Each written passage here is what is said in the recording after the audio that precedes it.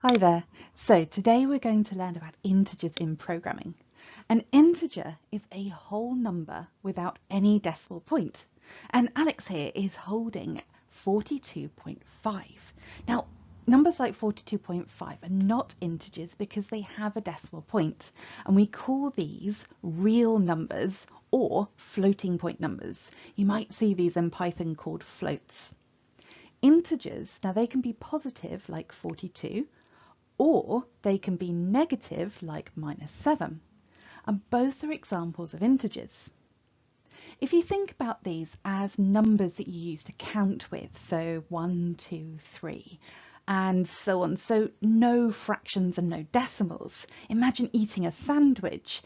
You might eat one sandwich, or you might eat part of a sandwich. Now, if you're eating part of a sandwich, you're using a real number. You're eating a real amount of it, whereas you wouldn't eat the entire thing at once, like an integer. So when we think about integers, look for numbers that don't have a decimal point, and even 0 is an integer. So if it's a whole number without any decimal point, it's an integer. Hi there. So today we're going to learn about integers in programming. An integer